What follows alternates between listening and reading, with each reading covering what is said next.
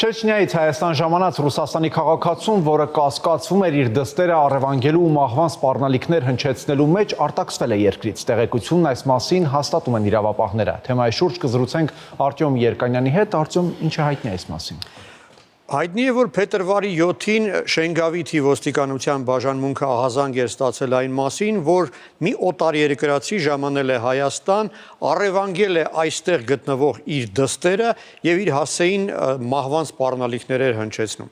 Օպերատիվ արձագանքեցին իրավապահները, հայտնաբերեցին այդ օտարերկրացուն, պարզվեց նա Ռուսաստանի Չեչնիայի Հանրապետությունից ժամանած մեկն է, որի դուստրը այստեղ թաքնվում էր ընտանիքից,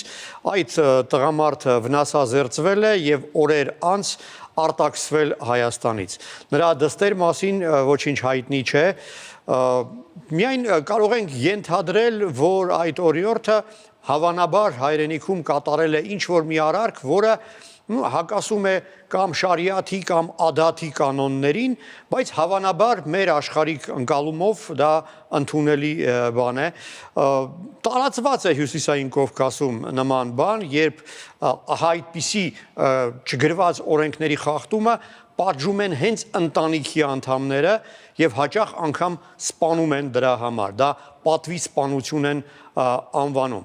Դե իհարկե մենք իրավունք չունենք այլ ազգերի ավանդույթները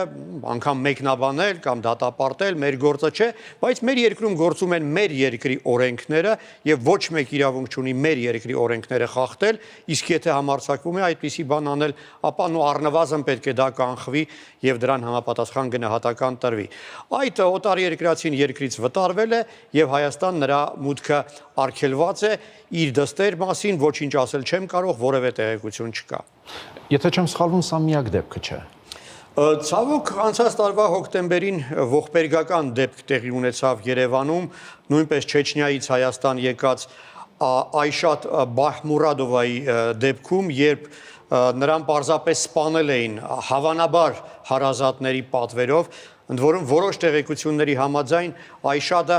Չեչնիայի ղեկավար Ռամզան Կադիրովի հերու ազգականն է։ Նրա դիակը հայտնաբերել էին Երևանում, բնակարանում, որը նա վարձակալել էր։ Ըստ ունեցած տեղեկությունների 25 թվականի հունվարին նա եկել էր Հայաստան ռուս իրավապաշտպանների օգնությամբ եւ այստեղ թաքնվում էր հարազատներին, որոնց կողմից բռնության էր ենթարկվում ամուսնու եւ ամուսնու հարազատների կողմից։ Կասկածվում են այդ սպանությունը կազմակերպելու մեջ Ռուսաստանի քաղաքացիներ Սաիդ Համզադ Բայսարովա եւ Կարինա Իմանովան,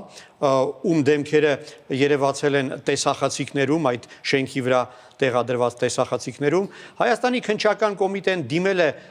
ռուս գործընկերներին աջակցություն ակնկալելով, որևէ պատասխան առայժմ չի ստացել։ Նման մի դեպք էր բարեբախտաբար, որը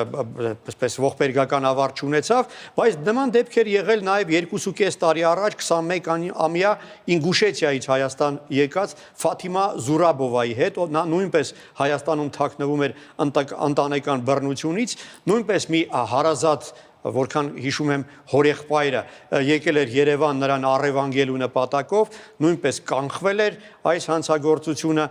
բայց հայրենիքում պարզվում է նրա դեմ շինցու քրեական գործ էր հարուցվել եւ Հայաստանը հարց էր առաջացել նրան արտաքսելու,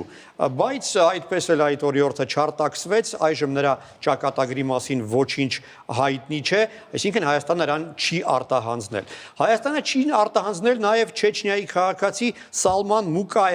Մուկաևին, ով նույնպես հայրենիքում, ինչպես ինքն էր պնդում,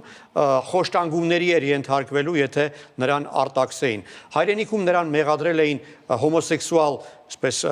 բաներ ունենալու մեջ, դրսևորումներ ունենալու մեջ, թեև երիտասարդը կտրականապես հերքում էր եւ պնդում էր, որ հայրենիք վերադառնալու դեպքում նրան պարզապես կսպանեն։ Նույնպես Հայաստանում նրան ուրեմն համապատասխան կացություն ապահովեց քաղաքական ապաստան եւ նա հայրենիք չվերադարձավ։ Արտյոմ, իսկ ինչ են ենթադրում միջազգային կանոններն ու Հայաստանի ստանձնած պարտավորությունները բռնությունից թաքնվող անձանց պաշտպանությունն ապահովելու համար։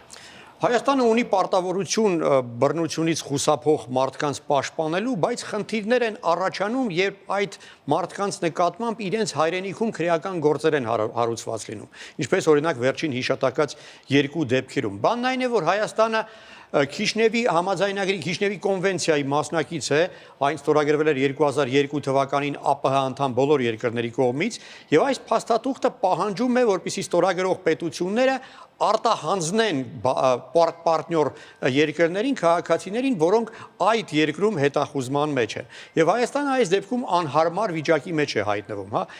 Ռուս իրավապաշտպանները դատապարտում են այս համաձայնագիրը, կոչ են անում Հայաստանին հրաժարվել այդ պարտավորություններից, այսինքն դուրս գալ համաձայնագրից։ Հայաստանը չի շտապում հրաժարվել այդ համաձայնագրից, բայց վաղուց արդեն չի արտահանձնում Ռուսաստանին այն քաղաքացիներին, որոնք այդ երկրում հետախուզման մեջ են, բայց կասկածվում է, կասկածներ կան,